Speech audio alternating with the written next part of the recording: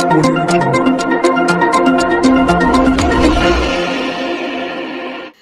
જીઆઈડીસીમાં દવાખાના ખોલીને જન આરોગ્ય સાથે ચેડા કરતા વધુ 5 ઝોલાછાપ ડોક્ટરોને ઝડપી પાડવામાં આવ્યા છે।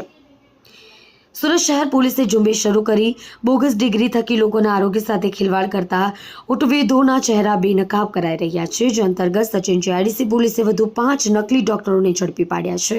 મેડિકલ ઓફિસરને સાથે રાખી પોલીસે જીઆઈડીસીમાં શિવનગર તલંગપુર રોડ વિશાલનગર પાસેથી પટેલ ક્લિનિક, ધરમ પોલી ક્લિનિક, ઓમ શિવ ક્લિનિક, પ્રિન્સ ક્લિનિક અને ડોક્ટર આર ડી દુબે ક્લિનિકમાં દરોડા પાડ્યા હતા।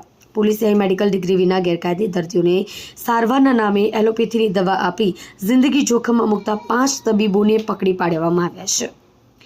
પોલીસે રાકેશ શ્યામ નારાયણ પટેલ, ઉંમર 35, રહેવાસી શાંતિવન સોસાયટી, તલંગપુર રોડ, પાલ મોલ, મુંબઈ; કમલેશ ધરમરાજ પટેલ, ઉંમર 35, રહેવાસી સફારી કોમ્પ્લેક્સ, ભિસ્તાન, મૂળ રહેવાસી યુપી; વિરેન્દ્ર કુમાર રામપ્યારી ગુપ્તા, ઉંમર 45, રહેવાસી સચિન સ્લમ બોર્ડ, મૂળ યુપી; ભાનુપ્રતાપ દીનાનાથ યાદવ, ઉંમર 24, રહેવાસી રામ અકબર યાદવની ચાલ, ગભેણી રોડ, સચિન, મૂળ રહેવાસી જોનપુર યુપી; રાજદેવ મહાદેવ દુબે, ઉંમર 66, રહેવાસી કૈલાશકુંજ સોસાયટી, ગભેણી રોડ, સચિન જીઆઈડીસી મૂળ યુપીની ધરપકડ કરી હતી।